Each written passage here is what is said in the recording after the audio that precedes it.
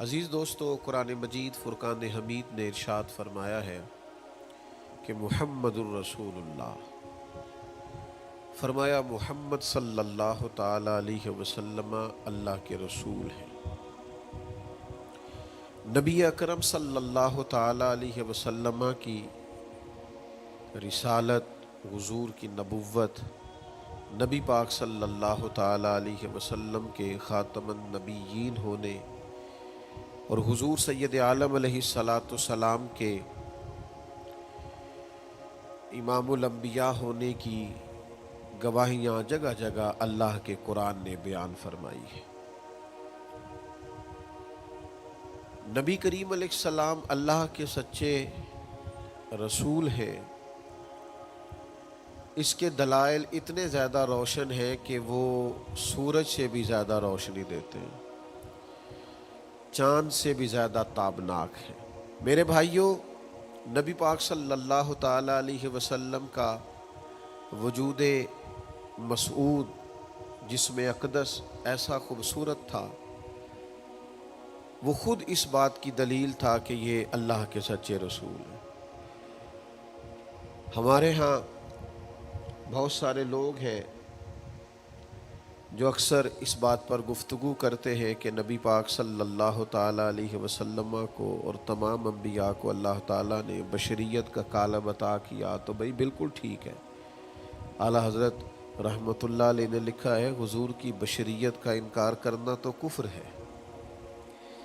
نبی پاک علیہ السلام بشر ہے، لیکن جب سے دیکھا ہے لباس بشری میں تمہیں، ہر فرشتے کی یہ خواہش ہے کہ وہ انسان ہو جائے۔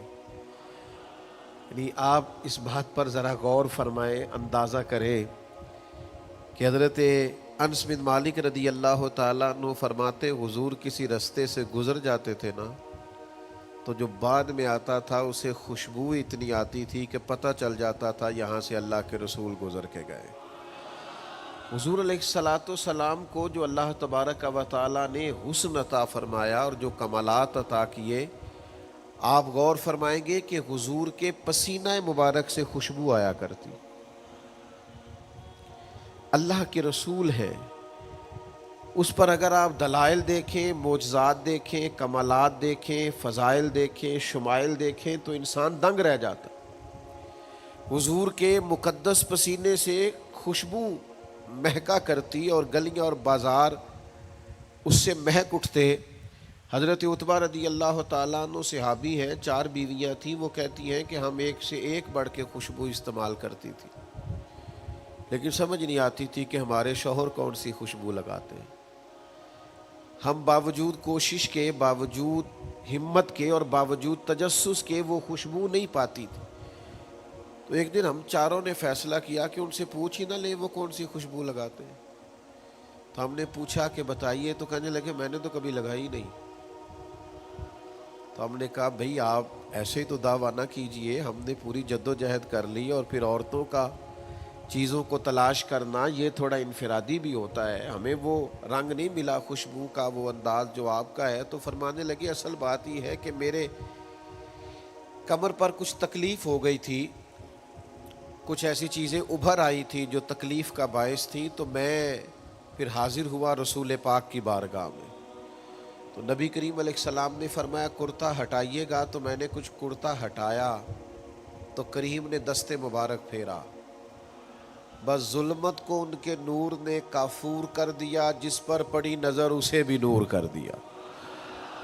تو محمد صلی اللہ تعالی علیہ وسلم اللہ کے رسول ہیں، اس پر اتنے دلائل ہیں، یہ اتنا آفتاب سے روشن مسئلہ کہ یعنی آپ شمار کرتے جائیں، آپ گنتے جائیں، آپ سیرت کو پڑھتے جائیں، آپ فضائل کو پڑھتے جائیں، کمالات کو پڑھتے جائیں، تو مرحوم اعظم چشتی کا ایک جملہ اتنا فٹ آتا ہے کہ یہ سارا مضمون اس میں سمٹ جاتا ہے۔ وہ کہتے ہیں تیری حیات پاک کا ہر لمحہ پیغمبر لگے، یعنی لمحہ لمحہ بتاتا ہے کہ آپ اللہ کے سچے رسول ہیں۔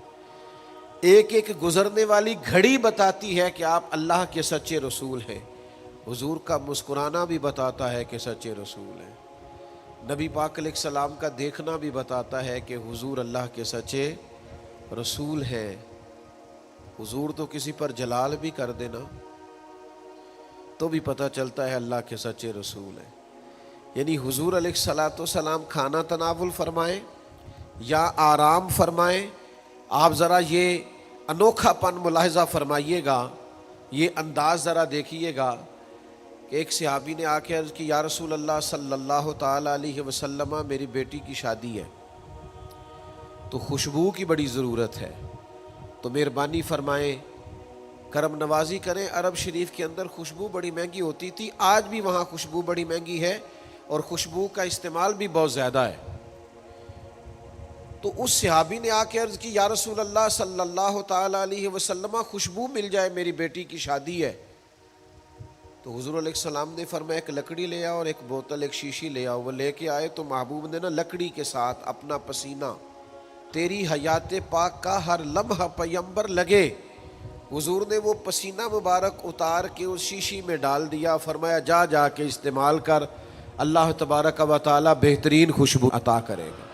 حضور علیہ السلام کا سارا وجود نور، یعنی ہمارے ہاں کسی آدمی کے منہ سے تھوک نکلے یا لعاب نکلے تو لوگ اس سے گھن محسوس کرتے ہیں، جگہ جگہ لکھا ہوتا ہے تھوکنا منع ہے، لیکن نبی کریم اگر لعاب دہن لگا دینا مولا علی کی آنکھوں پر تو شیر خدا فرماتے ہیں مجھے پہلے سے بھی زیادہ بہترین نظر آنا شروع ہو جاتا ہے۔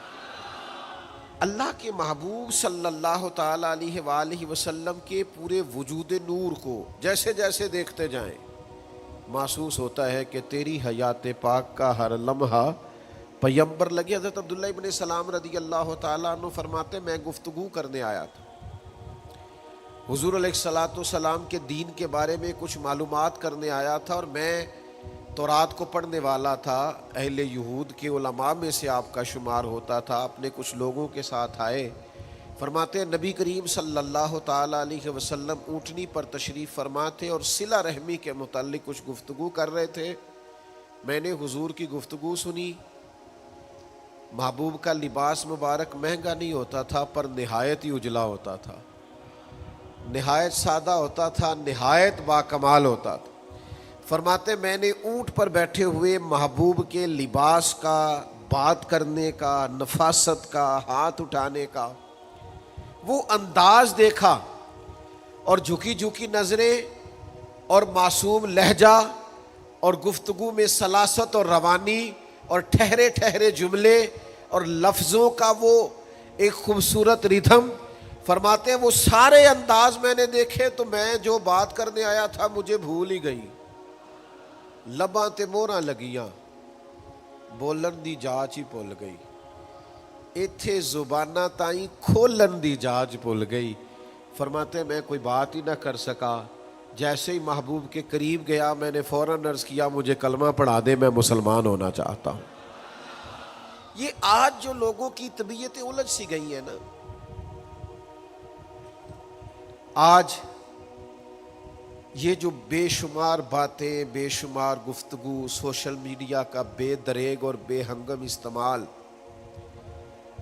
اور ذہن کو ہر وقت تھکائے رکھنا اور طبیعت کو ہر وقت اوور تھنکنگ کرتے کرتے اپنے آپ کو پریشان کر دینا، یہ جو ساری بے چینی ہے، یہ جو سارا اضطراب ہے، یہ جو ساری ہماری طبیعتیں الجھ سی گئی ہیں، ہر آدمی کو دوسرا دشمن نظر آتا ہے اور ہر ایک کو دوسرا اپنا مخالف دکھائی دیتا ہے، اور معاشرے کے اندر بسنے والا ہر آدمی لالچی دکھائی دیتا ہے، محسوس ہوتا ہے سارے شہرت کے لیے لگے ہوئے ہیں، سارے اقتدار کی جنگ لڑ رہے ہیں۔ یہ جو ہماری ساری بدگمانیاں ہیں اس کی بنیادی وجہ یہ ہے کہ ہم ادھر ادھر تو کھل کے دیکھتے ہیں، اپنے محبوب کی بارگاہ کی طرف نہیں دیکھتے۔ ہم جب حضور علیہ السلام کی پرکیف شخصیت کو دیکھیں گے، فضائل دیکھیں گے، کمالات دیکھیں گے، معجزات دیکھیں گے، نعت پاک کی طرف توجہ کریں گے، اخلاق عالیہ کو دیکھیں گے، حسن کردار کو دیکھیں گے، دنیا میں وہ لوگ بڑے عظیم ہوتے ہیں جو نبی پاک علیہ السلام کی محبت میں پوری طرح محو ہو جاتے ہیں۔ آپ یقین کریں جو دروازہ رسول تک پہنچ جاتے ہیں ان کا سفر ہی ختم ہو جاتا ہے، جو حضور کی بارگاہ تک پہنچ جاتے ہیں ان کے ذہن کی مشقت پھر ختم ہو جاتی، انہیں منزل نصیب ہو جاتی۔ وہ لوگ اس طرح کے ہو جاتے ہیں کہ اب زندگی میں ایک ٹھہراؤ آ گیا، اب سکون نصیب ہو گیا، اب اطمینان قلبی مل گیا، اب مقصود ہاتھ آ گیا ہے، منزل مل گئی ہے۔ نوجوانوں، بہت زیادہ نہ الجھا کرو یار، بہت زیادہ پریشان نہ ہوا کرو۔ جب دل بڑا گھبرا جائے نا تو اپنے نبی پاک کی سیرت کو پڑھا کرو، حضور کے احوال شریفہ کا مطالعہ کیا کرو، ان کے حسن کی بات دیکھا کرو، جمال کی بات دیکھا کرو، کمال کی بات دیکھا کرو، محبوب کے بانٹنے کا انداز دیکھا کرو، نوازنے کا انداز دیکھا کرو، نبی پاک کا دشمنوں کو معاف کرنے کا رنگ دیکھا کرو، حضور کا عطا کر دینے کا انداز دیکھا کرو۔ معاشرے میں، سوسائٹی میں ہر طرف بے راہ روی ہے، سارے دشمن ہیں، لیکن محبوب تبلیغ بھی اطمینان سے کرتے ہیں، ان کو دعوت توحید بھی مطمئن ہو کے دیتے ہیں، اور جب ان کے لیے دعا کرتے ہیں تو پھر بھی پوری دل جمی کے ساتھ دعا کرتے ہیں۔ یہ خاص ٹھہراؤ آپ کو حضور کی بارگاہ تک جانے میں ملے گا۔ ہم نا رسمی سی محفل کرتے ہیں، رسمی سا میلاد، رسمی سا معراج، رسمی سی سیرت، رسمی سی باتیں، وہ جو خاص ایک کیفیت ہوتی ہے نا امتی کی پوری طرح محبوب کے قدموں سے جڑ جانا، یہ والہانہ پن کبھی ملے نا، والہانہ پن، یعنی حضرت طلحہ بن برا رضی اللہ تعالیٰ عنہ کی نبی کریم سے ملاقات ہوئی، حضور سے ملے اچانک، اور دوڑ کے جا کے نا تو نبی پاک کے قدموں سے لپٹ گئے، اور پھر لپٹے ہیں اور والہانہ انداز ہے اور وارفتگی دکھا رہے ہیں اور عشق کا مظاہرہ کر رہے ہیں، اور پھر اسی درد اور تڑپ میں عرض کرنے لگے حضور مجھے کوئی حکم کرے، میں فوراً تعمیل ارشاد کروں، کچھ فرما دیں۔ یہ والہانہ پن، یعنی کبھی آپ بڑے بے چین ہو تو کہیں یار کھولو سیرت کی کتاب، اپنے نبی کا کوئی ذکر پڑھتے ہیں، کھولو فلاں آدمی کو سنے جو حضور کے عشق کی بات کرتا ہے، آؤ کوئی نعت پاک کا نغمہ چھیڑ دے جو ہمارے دلوں کو ٹھنڈا کرے، آؤ کوئی قرب پائے حضور کے دروازہ نور کی طرف سفر کرے۔ ہم کہاں الجھے ہوئے ہیں، کہاں سکون تلاش کر رہے ہیں، کہاں ہم نے اپنے آپ کو الجھا دیا ہے، کن بے معنی اور بے مقصد باتوں میں ابحاث اور بحثیں کر کر کے اپنے آپ کو پریشان کیے ہوئے ہیں۔ آئیے دیکھیے رسول اللہ صلی اللہ تعالی علیہ وسلم کی زندگی کا لمحہ لمحہ آپ کے کلیجے کو ٹھنڈا کرے گا، آنکھوں کو سکون دے گا، باطن کو پاکیزہ کرے گا، سوچوں کو نکھار دے گا۔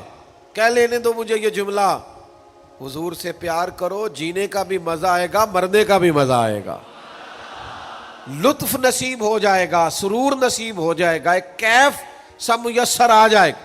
حضور کی بارگاہ عالی مرتبت تک جڑو، نبی پاک علیہ الصلوۃ والسلام کے اخلاق عالیہ کو اپناؤ، کردار کو سمجھو، حسن تکلم کو سمجھو، نبی پاک علیہ السلام کی باتوں پر غور کرو۔ یقین کرو کبھی کبھی پڑھتے پڑھتے وجد ہو جاتا ہے، کبھی کبھی ان باتوں کو صرف مطالعہ کی نظر سے دیکھیں، سیکھنے کی نظر سے دیکھیں تو ایسے لگتا ہے کہ جیسے روح پرواز کرنے لگی۔ یہ اس طرح کے بھی کمالات ہوتے ہیں، یہ بھی رنگ ہوتا ہے، یہ بھی انداز ہوتا ہے، یہ بھی طور طریقے ہوتے ہیں۔ اور پھر حضور امی ہے، نبی کریم نے دنیا میں کسی استاد سے پڑھا نہیں، حضور سید عالم صلی اللہ تعالی علیہ وآلہ وسلم کسی مکتب میں نہیں گئے، حضور نے کسی مدرسے سے تعلیم نہیں پائی، لیکن جب حضور بات کرتے نا، جب محبوب حکمت کے موتی رولتے نا، جب نبی پاک علیہ الصلوۃ والسلام کوئی کلام کرتے نا، آپ یقین کریں ایسا انوکھا پن، ایسا نرالا فیصلہ، ایسی حکمت اور دانائی سے بھری ہوئی بات، یعنی جو فلسفیوں سے کھل نہ سکی اور نکتہ وروں سے حل نہ ہوئی، وہ بات ایک طیبہ والے نے بتلا دی چند اشاروں میں۔ حضور دو چار اشارے کرتے اور عقدے کھل جاتے۔ ایسی دانائی والی بات، ایسی قیمتی بات، ایسی انوکھی بات محبوب بیان کرتے. حضرت سعد بن عبادہ رضی اللہ تعالیٰ عنہ کے پاس نا فتح مکہ کے موقع پر جھنڈا تھا. وہ علم بردار تھے، جن کے پاس جھنڈا ہوتا تھا وہ آدمی سب سے آگے آگے ہوتا تھا. اب ایک وقت ایسا آیا کہ صورتحال اس طرح کی بن گئی کہ حضرت سعد بن عبادہ کو اس منصب سے ہٹایا جائے گا. بڑا مشکل فیصلہ ہے. انہوں نے کوئی ایسی معاذ اللہ غلطی بھی نہیں کی، لیکن حالات ایسے آ گئے ہیں کہ جناب سعد ابن عبادہ کو ہٹانا پڑے گا، ان سے جھنڈا لیا جائے گا. صحابہ بڑے پریشان ہیں کہ حساس آدمی ہیں، ان کی خدمات بہت زیادہ ہیں، کس طرح ان کو ہٹائیں گے، کیا کریں گے. نبی کریم کی بارگاہ میں عرض گزار ہے، یا رسول اللہ کیسے ہٹائیں حضرت سعد ابن عبادہ کو، اور کیفیات اور حالات بھی ایسے ہیں کہ ہٹانا بھی پڑے گا. آج کل نا بہت سارے لوگ کام تو کرتے ہیں پر دانا نہیں ہوتے. جذباتی فیصلے، جذباتی باتیں، ایموشنل گفتگو، وقتی طور پر چیزوں کو بہتر کرنا، اور بس وقتی طور پر آج گزارا ہو کل دیکھی جائے گی، لیکن چیز کی گہرائی تک، اس کی اصل تک نہیں اترتے، اس کے سارے لوازمات کو نہیں دیکھتے، قبل از وقت منصوبہ بندی نہیں کرتے. ہمارا مزاج نہیں ہوتا، ہم ٹھہراؤ اپنی زندگی میں نہیں لاتے. نبی پاک چونکہ اللہ کے رسول ہیں، ہر لمحہ حضور کا پیغمبر لگتا ہے. اب حضرت سعد ابن عبادہ کو ہٹانا ہے اور ان کی جگہ کسی اور کو مقرر کرنا ہے، اور بندہ بھی بڑا حساس ہے اور بات بھی کوئی ایسی نہیں، تو کیا کریں. پتہ ہے نبی کریم علیہ السلام نے کیا کیا؟ حضور فرمانے لگے کوئی پریشانی نہیں، ہٹا دیتے سعد ابن عبادہ. حضور نے بلایا، فرمایا سعد میرا ارادہ بنا ہے کہ جھنڈا آپ سے لے لیا جائے. حضرت سعد ابن عبادہ نے ابھی گردن جھکائی تھی تو حضور فرمانے لگے میرا ارادہ ہے آپ سے لے کے آپ کے بیٹے کو دے دیا جائے.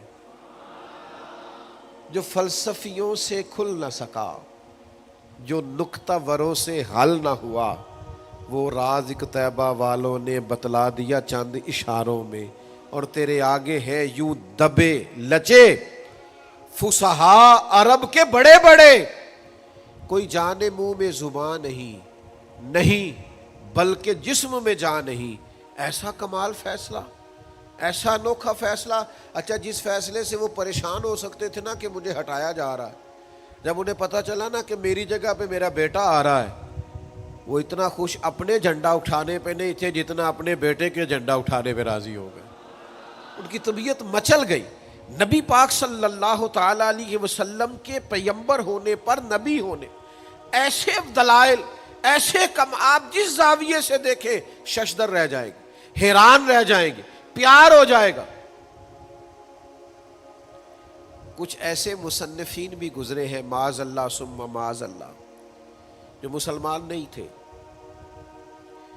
غیر تھے، کلمہ نہیں پڑھتے تھے، معاذ اللہ استغفر اللہ، نقل کفر نہ باشد، تنقید کی اینک لگا کے انہوں نے حضور کی سیرت کو پڑھا، لیکن اس نظر سے پڑھا پھر بھی مدینے والے کے غلام ہو گئے. یہ کہنے پر مجبور ہو گئے کہ نہ بھائی ایسا کوئی محبوب کہیں ہوگا نہ کہیں ہے، بیٹھا ہے چٹائی پہ مگر عرش نشی ہے. نبی پاک علیہ السلام. پھر ایک اور بات، حضور امی ہے لیکن ایسی کمال بات کرتے، ایسا انفرادی فیصلہ کرتے کہ دنیا حیران رہ جاتی. پھر جو عظمت کردار ہے نا، بلندی یہ کردار، مجھ سے ناراض نہ ہوئیے گا، بہت سارے لوگ ہیں جو باتیں بڑی زبردست کرتے ہیں، گفتگو میں کوئی ان سے جیت نہیں سکتا. ان کا لب و لہجہ ایسا ہوتا ہے کہ شاید کسی بڑے سے بڑے عالم فاضل کو بھی بولنے نہ دے، لیکن عمل کی باری آتی ہے تو کمزور ہوتے ہیں. باتیں بیسیوں آتی ہیں، درجنوں آتی ہیں، نماز کا ٹائم ہوتا ہے تو بہانے بازی کرتے ہیں، وہ میرے کپڑے نہیں ٹھیک، بس دعا کریں انشاءاللہ شروع کر دوں گا، کہانیاں سناتے ہیں. کیوں اتنے بولے بنتے ہیں؟ ہمیں سمجھ آتی ہے کہ آپ گفتار کے غازی ہیں، آپ باتوں میں صرف ساری چیزیں سیدھی رکھتے ہیں، آپ اس جگہ پہنچ ہی نہیں پا رہے. عمل، کردار، یہ بھی ایک مبلغ ہوتا ہے. آپ کا کردار بھی تبلیغ کرتا ہے، آپ کا لب و لہجہ بھی. حضرت امام جعفر صادق رضی اللہ تعالیٰ عنہ سے ایک شخص نے کہا تھا میں دین کی تبلیغ کرنا چاہتا ہوں، مجھے بتایا کیا کروں؟ تو امام جعفر صادق رضی اللہ تعالیٰ عنہ فرمانے لگے دین کی تبلیغ کرنی ہے تو بڑا آسان نسخہ ہے، دین پہ عمل کرنا شروع کر دے، تبلیغ ہونی شروع ہو جائے گی۔ لیکن ہم نا عمل کی دنیا میں بڑے کمزور ہوتے ہیں، قربان جائیں۔ حضور علیہ الصلوۃ والسلام نے جس معاشرے میں آنکھ کھولی تھی وہ جہلاء کا معاشرہ تھا، ظلم تھا، ستم تھا، بربریت تھی۔ ان لوگوں کی سوچیں، ان کی باتیں، ان کا ظالمانہ مزاج بڑا انوکھا تھا، لیکن کمال کی بات ہے نا، چاروں جانب لوگوں کا مزاج ظالمانہ تھا، لیکن محبوب کو اللہ نے رحمت بنا کے بھیجا۔ ہر طرف لوگ ناانصافی کی بات کرتے تھے، لیکن محبوب نے انصاف کے بول کو ہمیشہ بالا رکھا، اس ترازو کو ہمیشہ بلند رکھا۔ ہر طرف لوگ حق کھا جاتے تھے، لیکن محبوب نے فرمایا حق کھایا نہیں جائے گا، حق دلایا جائے گا۔ کردار دکھایا، کردار۔ وہ جو تیری جان کے دشمن ہیں وہ بھی کہتے ہیں، وہ جو تیری جان کے دشمن ہیں وہ بھی کہتے ہیں امین تو ہے، صداقت کی آبرو تو ہے۔ دشمن بھی کہتے ہیں سچے تو بہرحال ہیں، امانت دار تو بہرحال ہیں، غلط بات تو بہرحال نہیں کرتے۔ یعنی دشمن بھی اگر اٹھ کے گواہی دے کہ اگر کسی نے کمال دیکھنا ہے تو آمنہ کے لال کو جا کے دیکھو، اگر کسی نے انصاف دیکھنا ہے، اگر کسی نے دھرتی پہ حسن دیکھنا ہے تو عبداللہ کے در یتیم کو دیکھو۔ وہ بھائی آپ سمجھے نا، عظمت کردار کے وہ موتی جو حضور نے عطا کی۔ دیکھیے باہر والوں نے جب دلیلیں مانگی تو حضور نے معجزات دکھائے، اور جب اپنوں نے دلیلیں مانگی، مکے والوں نے، قریش والوں نے، اپنے قبیلے والوں نے دلیل مانگی، آپ نبی ہیں تو دلیل کیا ہے؟ تو اللہ کا قرآن کہتا ہے کہ محبوب نے کہا فَقَدْ لَبِثْتُ فِيكُمْ عُمَرًا مِّن قَبْلِهِ أَفَلَا تَعْقِلُونَ، اور میں نے تمہارے بیچ عمر گزاری ہے ساری، تمہیں عقل نہیں؟ میں کوئی باہر سے نہیں آیا، میں نے 40 سال تمہارے اندر گزارے ہیں، میرے جیسا کوئی سچا ہے تو دکھاؤ، کوئی دیانتدار ہے تو دکھاؤ، کوئی پاکیزہ مزاج ہے تو دکھاؤ، کوئی اس طرح کا ستھرا ہے تو دکھاؤ، کوئی اس طرح کا مزکی ہے تو دکھاؤ۔ تمہارے بیچ میں نے وقت گزارا ہے۔ باقیوں کو نبی پاک نے معجزات بطور دلیل دیے، اور جب اپنوں نے دلیل مانگی تو حضور نے فرمایا میری سیرت دیکھ لو، میرا کردار دیکھ لو، میرے شب و روز دیکھو۔ فقط لبثت فیکم عمرا من قبل، میں نے اس سے پہلے عمر کا حصہ تمہارے بیچ گزارا ہے، افلا تعقلون، تمہیں عقل نہیں؟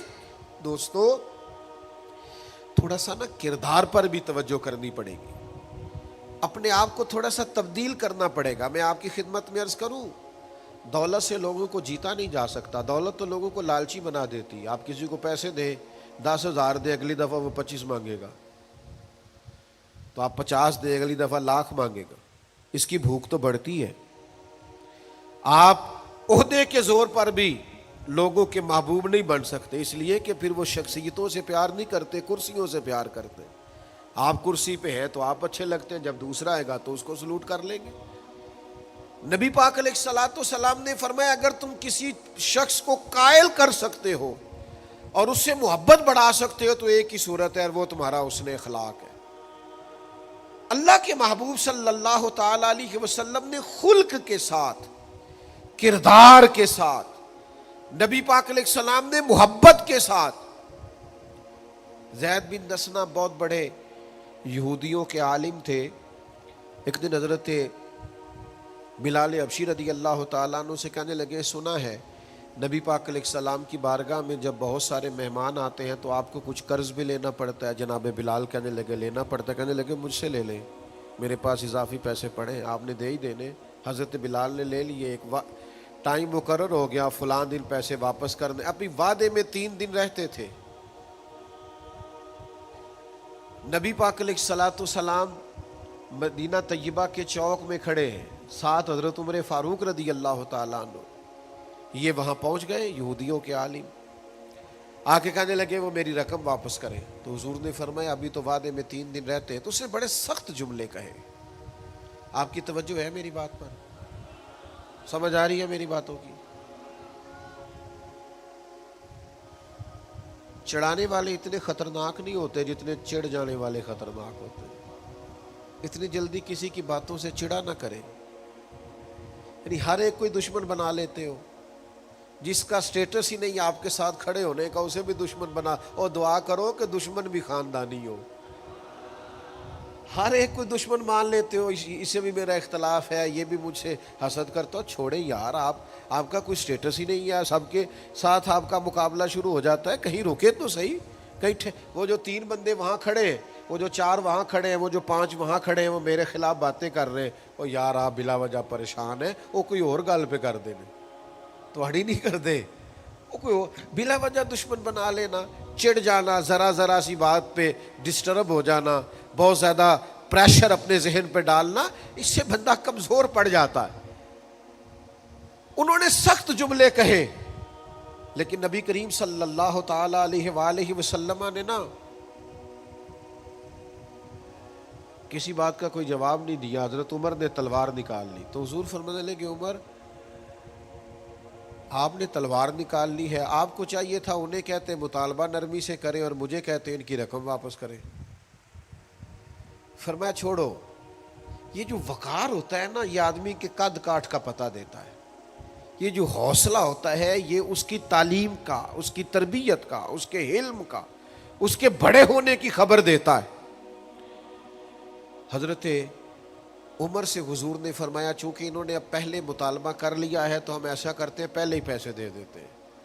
فرمایا آپ ان کو ساتھ لے جائیں، فلاں جگہ کھجوریں پڑی ہیں، تول تول کے دے دیں، اور جب ان کا قرض پورا ہو جائے نا تو یہ جو آپ نے ان کو غصہ دلایا نا، تھوڑی کھجوریں زیادہ بھی دے دیجیے گا، تھوڑی مٹھائی بھی دے دینا، قربان جائیں. حضرت عمر رضی اللہ تعالیٰ عنہ فرماتے ہیں میں حضور کے حکم کا پابند تھا، میں ان کو ساتھ لے گیا اور لے جا کر کے کھجوریں تول تول کے دے رہا ہوا. مجھے ان پہ غصہ ہے، وہ مجھ سے ہلکی ہلکی باتیں کرنے لگ گئے حضور کے اخلاق کے بارے میں، نبی پاک کی بردباری کے بارے میں. تو مجھے جلال تھا، میں نے کہا تو کھجوریں لے، زیادہ باتیں نہ کر. میرا اپنا ایک خیال تھا کہ انہوں نے بڑے سخت جملے کہے ہیں. تو فرماتے انہوں نے میرا ہاتھ تھاما اور کہنے لگے عمر یار میرے اوپر جلدی نہ کر، میرے درد کو سمجھ، میں تورات کا عالم ہوں، میں نے اللہ کے آخری نبی کی جتنی نشانیاں تورات میں پڑھی ہیں ساری مدینے والے محبوب میں پائی جاتی ہیں. ایک نشانی میں نے یہ پڑھی تھی کہ جتنا جتنا کوئی جہالت کرتا جائے گا نبی پاک کا علم اتنا ہی غالب آتا جائے گا، حضور کی بردباری اتنی بڑھتی جائے گی. تو میں نے نا جان بوجھ کے حضرت بلال کو پیسے دیے تھے، اور 3 دن پہلے میں نے واپسی کا مطالبہ بھی جان بوجھ کے کیا تھا. میں نبی کریم کا علم دیکھنا چاہ رہا تھا، میں وہ تورات کی نشانی دیکھنا چاہ رہا تھا، اور پھر میں نے سخت جملے بھی جان بوجھ کر کیے. پر قربان جاؤ مدینے والے کو جس اینگل سے بھی دیکھا ہے اللہ کا سچا رسول ہی پایا. محمد الرسول اللہ، محمد اللہ کے رسول ہے صلی اللہ علیہ وسلم. اب وہ کہنے لگے جناب عمر سے مجھے لے جائے نا، میں نے حضور کا کلمہ پڑھنا ہے، مجھے لے جائے بارگاہ تک، میں نے نبی پاک علیہ السلام کی غلامی کا پٹا گلے میں ڈالنا ہے. تو میرے بھائیوں نبی پاک علیہ السلام کی بارگاہ تک رسائی پائیے، حضور کی عالی مرتبت بارگاہ کی طرف اپنے آپ کو لے کر کے جائیے.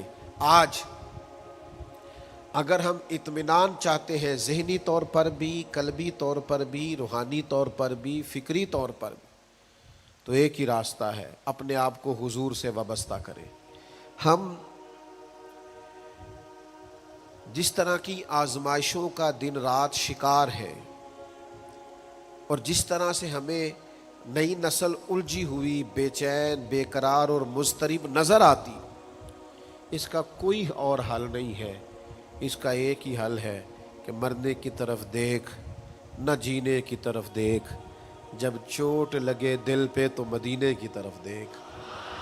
اپنا تعلق حضور سے جوڑیے، اپنا رشتہ نبی کریم سے جوڑیے۔ میں آپ کی خدمت میں عرض کروں گا، وقت نکال کے درود پاک پڑھا کریں، وقت نکال کے حضور کی سیرت کا مطالعہ کیا کریں، ٹائم نکال کر کے نبی پاک صلی اللہ علیہ وسلم کی نعت شریف کو پڑھا کریں، وقت نکال کر کے حضور کی بارگاہ کی طرف بڑھا کریں۔ جب تک ہم یہ سارے کام نہیں کریں گے اطمینان نہیں پائیں گے، اور پھر جیسے جیسے حضور کو پڑھو گے، نبی پاک کو سنو گے، دین کی صداقت سمجھ میں آئے گی، آپ کو سمجھ لگے گی کہ آپ اس دین کے ماننے والے ہیں جو سب دینوں پر غالب بھی ہے، سب سے سچا بھی ہے، سب سے کھرا بھی ہے، اور سب سے زیادہ نکھرا ہوا بھی ہے۔